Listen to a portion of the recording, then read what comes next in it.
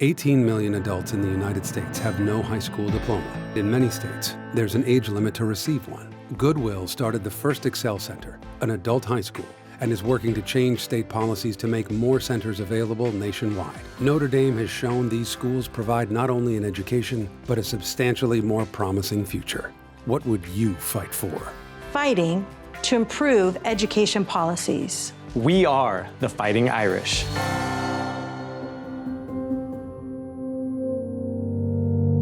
That was fighting to improve education policies, just one way we're committed to the broader issue of poverty. Notre Dame is fighting to end poverty through coordinated efforts all over campus. But what does it mean to fight poverty using research? We start that conversation with Heather Reynolds, Managing Director of the Notre Dame Poverty Initiative and the Michael L. Smith Managing Director of the Wilson Sheehan Lab for Economic Opportunities. Welcome to Notre Dame Stories, the official podcast of the University of Notre Dame. Here we take you along the journey where curiosity becomes a breakthrough for people using knowledge as a means for good in the world. Heather, thank you so much for joining me. It's great to be here. I've been really looking forward to talking with you, and I want to know a little bit more about your background. I know that you haven't been in higher education your entire career, but your commitment to poverty started far sooner than when you joined the Notre Dame campus. So just tell me about your Notre Dame story. Yeah. Well, thank you for having me. It's a joy to be with you this morning. My story with Notre Dame, I'm not an alum. I've not been in higher education, never thought I would be in higher ed. My story actually started because I am a social worker by training. I spent almost 2 decades at Catholic Charities in Fort Worth, Texas. The last 13 as their CEO. And it was through Catholic Charities Fort Worth that I met Notre Dame and began to see the brilliance paired with the humility that Notre Dame really offers. And so what happened in my case is I got a call one day from, at the time, the CEO of Catholic Charities USA. And he said, I just met these 2 economists at the University of Notre Dame, and they think they could really help us fighting poverty. Would you come up to South Bend? And so I said, of course, sure, why not? Not really sure what he was talking about. And came up to Notre Dame for the first time. And at that convening was a small group of economists and a small group of Catholic Charities organizations.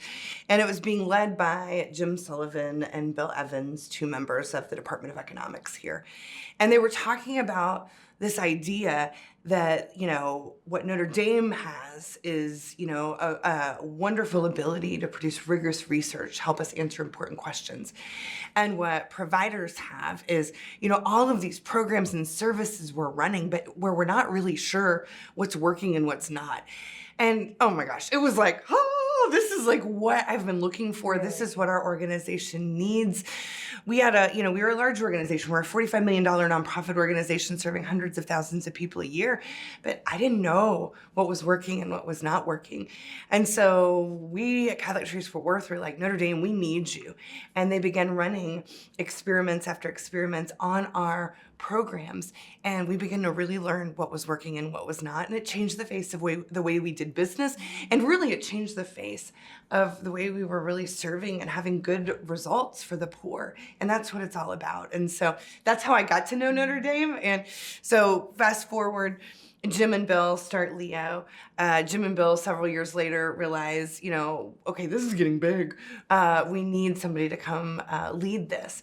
And my family and I made the decision to move to South Bend, Indiana, 3 weeks before a polar vortex, coming from Texas, a little confused as it goes, about right? As it goes, and joined the Notre Dame family. And so I don't have a desire to be in higher ed. I have a desire to be at Notre Dame because this place really knows what it means to be a force for good in the world.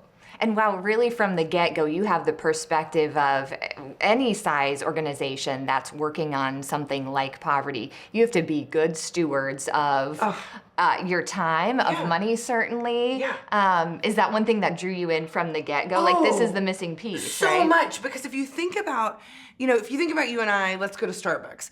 We are the payer and we are the customer, right, of that. When you look at like the way nonprofits or social services work, the payer and the customer are two different things. So what that results in is you have like two people you are accountable to. You have the people who are giving you the resources to do the mission and the social good. And you have the actual people who are in pain and crisis and have unreal trauma that you really need to be right for. You need to do right by those donors. But then also, if somebody's walking through your doors and says, I am in pain, I am in poverty, I am struggling, like, they deserve to be given a program or a service that actually works and that we know works. Notre Dame can unlock these questions and help us answer these things we need to understand. And we owe it to those who give so generously, and we owe it to those who are in such pain from what poverty robs people of. We owe it to them to be giving them programs that work. Would you be willing to share your personal motivation for this lifelong commitment you have to reducing poverty? Because that was a leap of faith, it seems like you took, even though obviously it has worked quite well here. What was that driving factor for you personally to say, this is the right step for me, for my family? Yeah. It's interesting because in my career, I started off as a, social worker. I realized that you need to have a lot more patience to be a good therapist than what God naturally blessed me with. But something really changed in my heart back in 2012, and that was my personal story of my husband and I's journey to become parents. So our journey to become parents, we became parents through adoption. And our adoption story led us to Taichung, Taiwan, where we adopted our little girl when she was 10 months old. And the way adoption worked at the time there is Olive was born in January. In March, we were matched. But then the way the legal proceedings happened, we weren't allowed to go travel to get her till November. And so we saw the first 10 months of our daughter's life, through videos, through pictures, through all of that. And when we finally, though, went, happiest day of our life was our family gotcha day, and that was the day we met Olive for the first time. But shortly after, about 2 hours later, we had the opportunity to meet Olive's birth family. And included in that was Olive's birth mother, who was a 16-year-old girl. And she had shared with us that she had learned English from the time she knew she was placing Olive with us till the time we arrived. And the reason she had learned English is because she wanted to be able to tell us in her own words what her hopes and dreams were for her daughter. And they were beautiful. She wanted her to learn to read, she wanted her to be loved, and she wanted her to be who she was intended to be. And I just remember in that moment, I was crying, I was smiling, there were so many emotions going through me at that moment. But what was such a aha to me in that moment was this mom and the extended family who were present, they wanted Olive. They loved this little girl. They were showering us with, gifts of gratitude for raising her and being willing to raise her. It was really poverty that kept them from being able to be family, be present family to Olive. And I remember thinking that in this 16-year-old girl's poverty, I'm becoming a mother. And why I'm so thankful that Olive's, our daughter, and why I love my silly now 13-year-old, it really was a convicting moment to me to realize that I want to use my life in a way that doesn't just help at the individual change level, but also at the systems level. Because as long as we have these systems that still don't solve poverty at its roots, the more moms having to make these choices that poverty should not rob a mom of her ability to be a mom, and it does. And so that really started stirring me in this direction. And so my mind started to turn to systems after that. And I was getting to know Notre Dame at that time, and then, made the decision at the end of 2018 to come to Notre Dame in 2019. Heather, did that give you a global perspective too that you've brought into your work here at Notre Dame? Yeah, that's a great question. So, my career has been very domestic focused. Even at Leo, it has been very domestic focused. Where my mind has started to be able to go broader is the way, both my experience with our adoption experience overseas, but then also I've been very fortunate to be involved with the Provost Initiative that has stemmed from the strategic framework that has said, this university is we don't only care about poverty, we're prioritizing poverty and poverty research and solving this. And so because of my now engagement in that initiative too, I've really gotten to know a lot of the amazing things we're doing across campus in the global poverty environment. And whether that's, a biologist who is really zoned in on helping focus on, how we find, cures to different parasite issues, to what our friends in Keough are doing, to, new migration faculty we're hiring because we want to understand the intersection of migration and poverty. It's a really exciting time to be at Notre Dame. Absolutely. You've described Leo's work as the crossroads of research and real-world impact. So I'd like to talk about one of those examples. Our What Would You Fight For piece featuring Patrick Turner speaks to that idea. Again, research, real-world impact.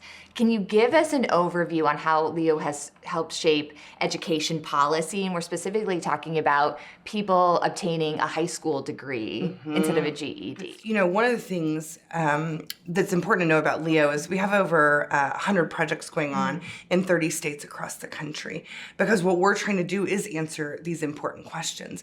And a lot of times when people talk about research, it's kind of like, well, what is this? What's the need for it? It makes a lot of sense when you think about cancer research, or disease kind of research. But when it comes to poverty, like, what does that mean? What is that really all about? And the way I like to think about it is like, what we care about here is impact. We want to change people's lives. We want to make sure they are not struggling in poverty, period, end of story. Research becomes a critical input to figure out how to do just that. And so when you look at like Leo and our impact in the policy space, specifically as it relates to education policy, that's really what it's been about. So we meet the Goodwill Excel Center, right, that started in Indianapolis.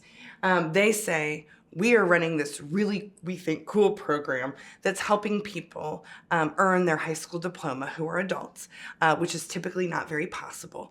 And we are surrounding them with wraparound services, and we're ensuring then they have some post-secondary training, vocational training, so they can live a life outside of poverty. We don't know if it works. Will you help us understand if it works? And we're like, hot dog, let's go. And so we run a study with them, understand that it works, and it works incredibly well. And so instead of just publishing an article, which is beautiful and great, we also then say, okay, how do we take what we learned here to change the way philanthropy is investing, to change the way policy is working, to change the way services are being provided? And so in that very specific example, we were able to change state policy in Arizona, where now they will allow people over the age of 21 to get a high school diploma, which was not allowed beforehand. We helped get the governor there to sign a proposal that has allocated money to start their first Goodwill Excel Center in Phoenix. Now the movement just happened to get the next one. In Indiana, huge amounts of resources have been allocated to expand Goodwill Excel Centers. Now Goodwill Excel Centers are in 10 states across the country. It's just, that's the power of Notre Dame building this research, building this evidence, is when we know what works. It can cut through, are you a Democrat, are you a Republican? It can cut through, opinions and, all of this. It takes it to like, what does this really tell us? And then how do we all do what's best for the poor based on what the research says? I was just going to point out that very fact. It's one thing to influence policy change, another to do that with bipartisan support. Amazing. And that's something the university has been able to do. Huge, huge. I mean, we are so lucky to be at Notre Dame, first of all, because we are such a, I believe, trusted brand to begin with. I think that makes a huge difference for us. But when you look at, what Leo has been able to do, one of the things that I think is really important is we were very instrumental in the Evidence-Based Policymaking Act that passed into law in 2019. And that was an effort led by then Speaker Paul Ryan, Republican, and Senator Patty Murray, Democrat. And it was from the start across the aisles working together to make it where law got put into practice that we want to make sure more and more of the way we're serving the poor in our country throughout our nation has evidence, that research is a part of that, that we know what works, that the poor deserve that. And so, yeah, I love that we tend to be a group who's successful among Republicans and Democrats because we believe in the preferential option for the poor, and then we speak in fact of what our research tells us. Talk about some of the other spaces where this research is happening, or maybe what other partners you're engaging in work similar. How long do we have? all the time. Yeah, so, one of the things that, our focus is on poverty. But I think the thing that's important to remember about poverty is it intersects with so many things. Like you just said, with poverty and education. We're very active in the criminal justice space. Over 90% of those sitting in jails and prisons today will be released. We understand 2/3 go back into prison and jail. And so, we need to solve that. That's a big deal. We're very involved in the space of foster care and poverty. The people in our country who have the worst outcomes of any other group are those who are in the child welfare system. And so you think about the trauma a child has when they are victims of abuse and neglect. The next trauma they have, often being raised in the child welfare system, they have so little chance of being successful in adulthood. And so lines of research in that space is an area we're focused on. A lot in homelessness and housing. Leo has really gained a name for ourselves in homeless prevention. That has been a really important area that was understudied until we came on the market, in that it's great to help the homeless in our country, but that's actually a very, very small fraction of those struggling in poverty. It's often what we think about because that's what we see, right? But the reality is there are so many people that are on just a step away. 37 million people are living in poverty and just a step away from being homeless. And so we begin to turn our attention to, how do we make sure that somebody who's on the brink of homelessness does not falter into homelessness? Because when you do, your problems get all the more complex. So we have a whole series of projects in that space. And then there's a lot we're doing in health. That ranges from starting a research line on the opioid epidemic and how to really zone in to help there. Anyway, in the space of poverty, there's so many angles that Leo is working to address. Let's talk more about the opioid crisis because, of course, it is of such great impact in our country. Talk about Leo's work. One of the things, so many people are impacted by the opioid crisis. We have lost more people to this crisis, life's lost, than we've lost to military service since the Revolutionary War, just to put this into some perspective. The way Notre Dame is really attacking this issue is that we know this issue exists. We've done a lot of research on the problem itself, but now we really need to pivot to finding solutions with communities across the country. And so we hosted in August a convening among our research community who have expertise in this area, mostly providers from the states of Ohio, Indiana, and West Virginia. And the whole goal of it was to say, okay, what areas do we need solutions around and evidence of what works, and what are those solutions we need to start working to find? Because I think the thing that's important to understand is, there is, $50 billion in settlement funds going to now this crisis, which is beautiful and which is wonderful. But we have seen this play out before. The tobacco crisis is a great example where all these resources come into states or into communities, and then they're used in other ways rather than used to actually help the people who were harmed by what happened, or they're used in ways that don't actually work. And so what Notre Dame has been championing is we want to make sure we are linking arms with these communities, and we are doing the research on what they're investing in so we can quickly have them pivot if we're finding something doesn't work. And if they find something does work, they can do more and more and more in that space. And so what came out of August was a research agenda that the academics and the states did together to say, this is what we need to find out. And now what we're going through is a process of actually getting all of that research launched so we can learn what works to support those communities who have been devastated by this epidemic.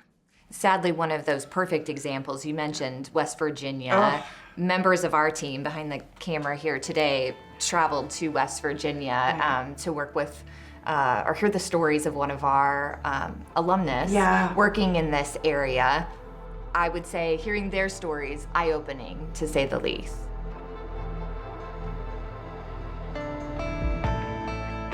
The opioid crisis destroyed this community. We call it ground zero for a reason. This wasn't a wave, right? This was a tidal wave. A tidal wave of pills into communities. The voice you hear is Paul Farrell, a '94 Notre Dame graduate who has become a prominent trial lawyer in West Virginia. In my hometown, in Huntington, Cabell County, West Virginia, we have 100,000 people. We are averaging 10 million pills a year.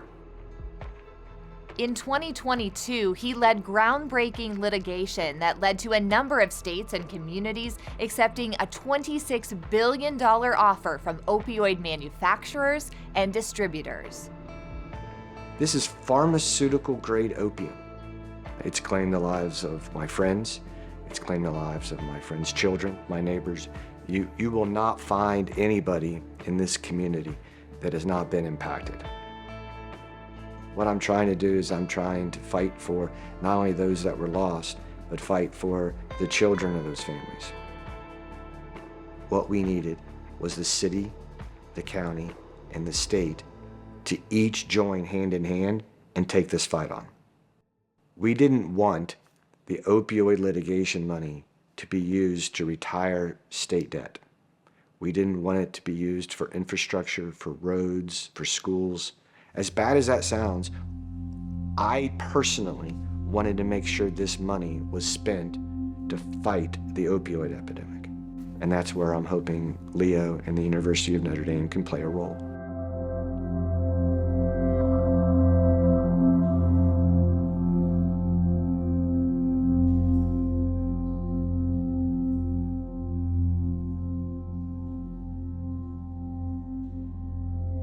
Eye-opening. And I mean, you know, that gentleman, Paul Farrell, he is such an incredible Notre Dame alum.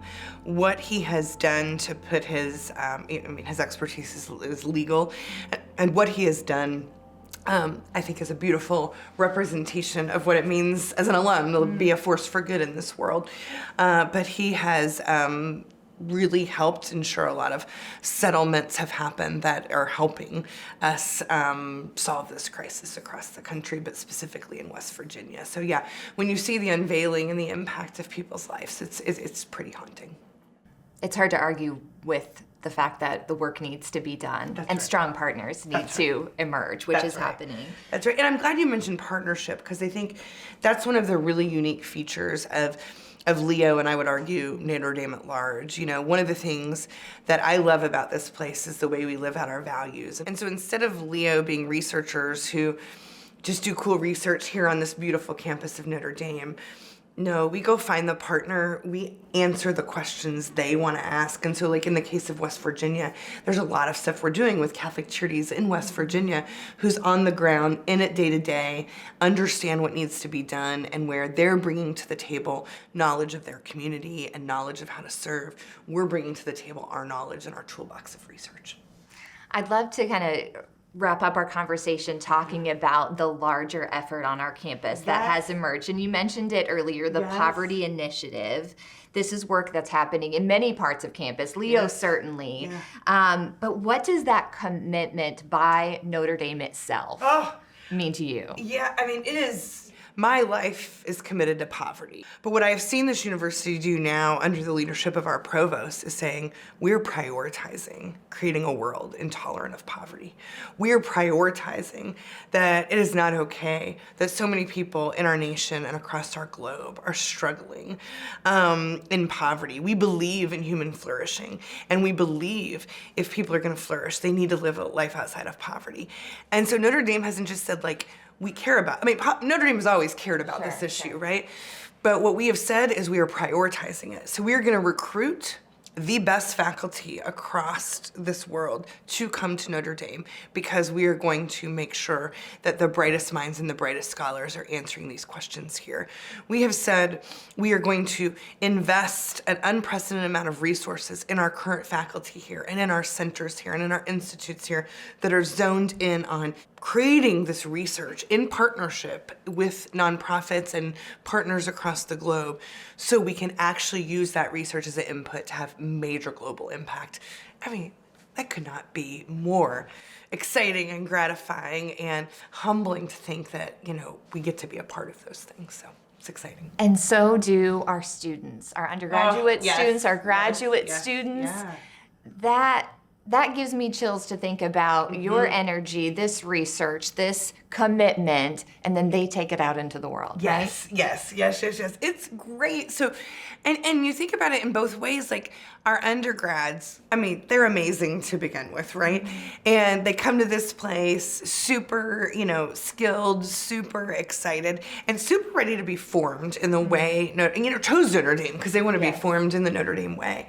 And what we see again and again at Leo, I can talk specifically about, is these students who are brilliant in math and stats and economics and want to actually use those skills to help the poor. And, all of us have done the things that are wonderful to do, to go to the food pantry and help bundle food, to go to the soup kitchen and help feed the poor. And those are all good and important and worthwhile things in the world. We're developing this next generation of poverty fighters, but they're getting a sense of they can do it not just on the side, but they can do it as part of their vocation. Heather, we're blessed by your energy behind this really, really important topic, and so am I. Thank you for talking. Thank you so much for having me. It's always good to talk to you. Appreciate it.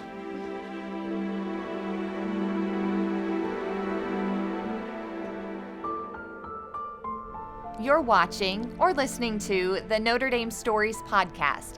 Don't forget to subscribe wherever you get your podcasts. In the second part of this episode, my conversation with Tracy Kijewski-Correa, the William J. Pulte Director of the Pulte Institute for Global Development. Tracy shares her deeply personal reasons for fighting poverty and empowering others to do the same.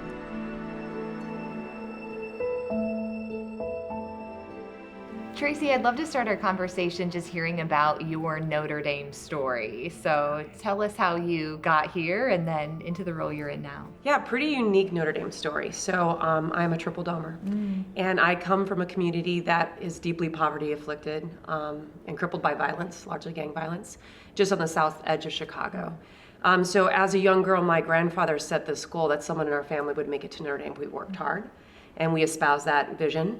My high school lost its accreditation, had a lot of challenges, and I always tell people Notre Dame took a chance on me by admitting me. And then I was blessed, once this world opened. And I think that hard work and hustle materialized in 3 degrees, so I spent 10 years straight working all the way through my PhD. But I think ultimately that hunger, as I tell people in my Notre Dame story and what brought me ultimately to the Keough School, was probably imprinted in my brain when I was 10 years old. I watched the Mexico City earthquake. And I watched all these buildings collapsing, and I remember saying to my grandfather, who was again this pivotal role model who really steered me toward Notre Dame, how could this happen? But then coming full circle as I worked through my degrees at Notre Dame and eventually my early career here as a faculty member, I started to realize that, it's much bigger than the science and the engineering parts of how we build communities, for example. There are these other dimensions, poverty being at the core. And so I eventually migrated to the Keough School, where I had permission to ask why, in a much bigger way than maybe I would have traditionally done if I just remained as just an engineer. Not that I don't love being an engineer, but a different breed of engineer. So a wild Notre Dame story. It's now, over 20 years on the faculty, 10 years in education, building up to my PhD. So majority of my adult life, I'm almost 50, I've been at Notre Dame. Thank you for sharing that story. How does your unique experience maybe give you a different perspective with your students that may come from a background like yours or may have a very different experience? Yeah, and I think, for me, that's been one of the blessings of Notre Dame. We have this open door policy and this permission, because of our size and our commitments to undergraduate education and graduate education, to know our students as a human, as a person, and not a social security number. And that's what I always tell people. people opened their doors and saw me, saw the potential in me. And I remember how that changed my life and made a PhD possible for a girl who was just trying to get to college, right? And I speak from my own experience. I candidly share how difficult it was to transition to a university like Notre Dame from my background, being a first gen, coming from a majority, town where no one at Notre Dame was much like the friends I had back home, and what that meant for adapting to this environment and flourishing here.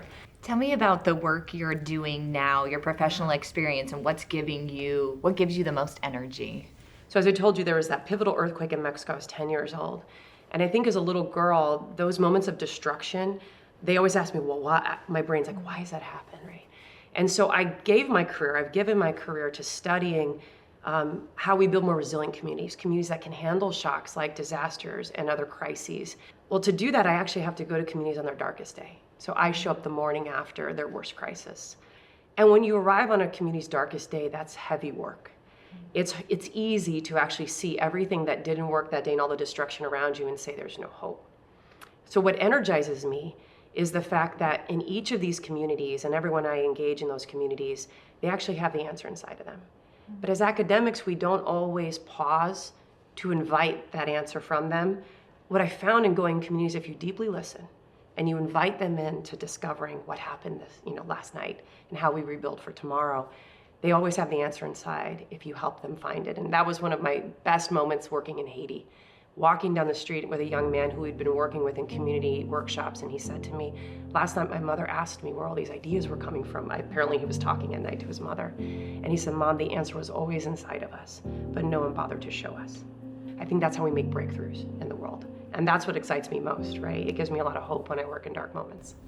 Can you talk more about those moments where you've seen that realization with someone you've worked with? Maybe an example of what that looks like to understand that someone has a key to make their community better. So I'll go back to Haiti because that is one of the most challenging environments I've worked in professionally. And if folks are, remembering the 2010 earthquake, it claimed over 300,000 lives, maybe more. And where Notre Dame had been working as a town called Léogâne, it was the epicenter. 95% of all the buildings and everything just collapsed. So they were living in devastation.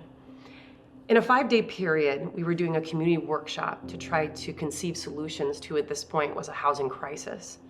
And as the workshop began, you could see the power dynamic. Here's a group of professors and students from Notre Dame, and you could see the Haitian community members. We had a whole process for how to assemble and invite the right minds into the room, not based on education, but their ability to innovate and find creative solution. But even in those first 24 hours together, they were waiting cautiously for us to lead. And by day 3, they had the marker, the Sharpies in their hands, and they're drawing on the wall diagrams and ideas, and we're out of every picture. And in Haiti, I am coming from a position of power, and what they characterize as the blonde, the outsider, the white, right? And so there's so many dynamics in play that would cause that caution. But by the way we configured our participatory process, they took the marker in their hands. And the best pictures I have is the feverish, drawing and ideas flowing. And by the end of the week, they were singing and celebrating this kind of idea that they had the solution. So we leave that 5 days. We get what we hoped and needed from that event, which was identifying some of the pathways to rebuild. But then we found out that they kept meeting after we left. They founded 120 member-strong innovation clubs, as they called them. And they started tackling many problems in their community that weren't part of the original scope. And then you realize we'd ignited a fire just because we created a process that invited all voices to be heard. It occurs to me there's a parallel between you seeing that potential in someone, and I imagine someone or some ones did that for you. Absolutely, absolutely. And I think that ability to see a human and all their full dignity and potential, regardless of their status or stature in life, can be the game changer. But, Paul Farmer, the late Paul Farmer, he had a quote, and I might misspeak, but I think it goes something like this: the root of all that's wrong with the world is that we value some lives more than others. Let's talk a little bit now about the Keough School of Global Affairs specifically, and the unique role that this school plays in a broader fight against poverty that's coming from our university. So what is that piece that's unique about Keough? Yeah. In my mind, there's 3 elements of this. Poverty touches education, issues of migration, the climate and the environment, health. There almost is no dimension of human life that isn't touched in some way by poverty, either driven by it or perpetuated by it. So the fact that the school's interdisciplinary is the first, I think, pillar of this. The second, though, is that we also like to remind people in the Keough School that our mission or our understanding is that poverty is not material deprivation, which we commonly say, oh, you live below the poverty line. There's so much more to that. It affects emotionally, socially, psychologically, spiritually, every part of a human experience. And so we don't want to talk about poverty in terms of raising income. We want to talk about poverty with respect to promoting holistic human flourishing. Here in the Keough School, we call that integral human development. But the premise shows us that when you focus only on the material aspects, we meet your immediate material needs, you still don't feel empowered and resilient and capable of continuing to fight to build a life out of poverty. And then the third is, as a global school, we're looking at these issues around the world, comparatively, but also understanding our charge to look at the whole human family across the planet. And yet we balance that in this school with the idea and understanding that you must think globally, but then work locally. And only by working on the ground and seeing the unique manifestations of poverty and how that's played out with the context and history and culture of a place, that's the only way you're really going to be able to address poverty issues. And I think that's one of the parts I'm most proud of, is our spirit of accompaniment, going deeply in communities and building the relationships like the ones that my work has benefited from. Can you talk a bit about the piece of this that is working with policymakers? And Notre Dame has a great history in working across political thought to solve problems that the world needs solved. So talk about that piece of this work for you. Yeah, I think, for conversations with the policymakers, the first thing they're looking for is a trusted partner. As you noted, Notre Dame has that brand, and that part is easy. The second is they're just really curious about what works and what doesn't. There's so much talk about cost effectiveness of federal investment in areas of importance for our country and our world. And being able to show them what works and what doesn't and why is what every lawmaker, every policymaker is seeking, is eager to hear. I think the second part about what we do uniquely in the Keough School, and I've seen lawmakers respond to positively, is that we're also giving, because of that local focus, we're bringing local voice to them so they hear boots on the ground. And they'll often say, they get statistics and reports and briefings all the time, but when I can then bring that unique local perspective into that briefing, they understand then how it's being implemented on the ground, where those barriers are, and those human dimensions that are being missed in cold statistics. But the second challenge for a place like the Keough School and the Pulte Institute, which I direct, is that change isn't only made in DC. When you work across 70 countries on the planet, how you move evidence or interventions that are promising into scaling up and into action means you're building a robust network of partners of influence. And whether we're seeding change with teachers and schools in a community or all the way up to the Ministry of Education, we want a robust infrastructure that gets that evidence in their hands. I want to ask you, Tracy, before we wrap up, you so beautifully shared your why for this work. I'd like to hear your perspective on why Notre Dame. Why is it so important that our university is involved with the work that is so near and dear to your heart? When we were conceiving what ultimately became the Poverty Initiative, the why Notre Dame was such an easy question to answer from just a moral calling. A great Catholic university should be leading on issues of poverty. And uniquely leading, I had a friend once, a National Academy member, tell me, I'm so jealous of Notre Dame because they have the moral compass to answer questions, even bring the role of faith and other dimensions into questions like poverty, issues like poverty, but then the credibility to bring the evidence that means you won't be laughed out of the room when you say that.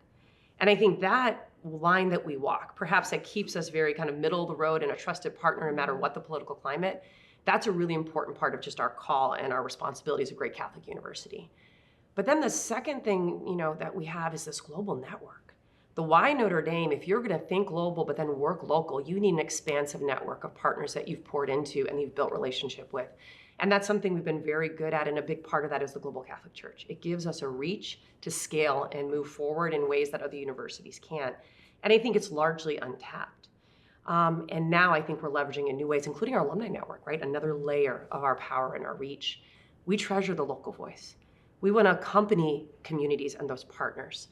And only by having them at the table from the very beginning, taking that network local, right? Deeply local.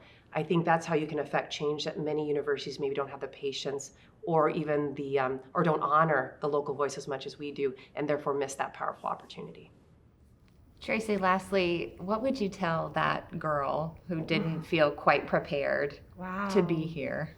That's a heavy question. I would tell that girl to believe you're called, and you just have to be quiet enough to hear the calling. There are many days that little girl is still scared inside this woman.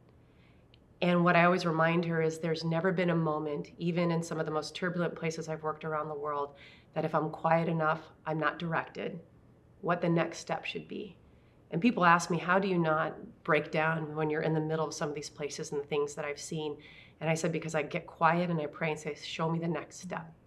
And I have faith that that's the next step, and I'll receive instruction on the next step. And life has just opened up every time I'm quiet enough to trust that.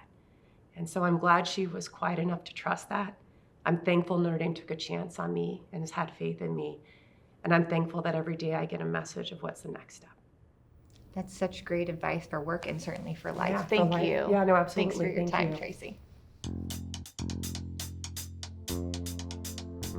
If you love the What Would You Fight For series, there's more online. You can go to fighting4.nd.edu. And if you're interested in the Notre Dame Stories podcast, which we hope you are, subscribe wherever you listen to or watch your podcasts.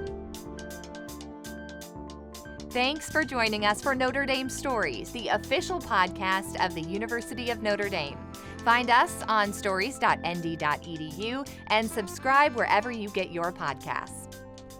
The executive producer of Notre Dame Stories is Andy Fuller, with producers Jenna Liberto, Josh Long, and Stacy Stikovich. Videography and editing is by Zach Dudka, Tony Fuller, Josh Long, and Michael Weens. Our music is by Alex Mansour, and I'm your host, Jenna Liberto.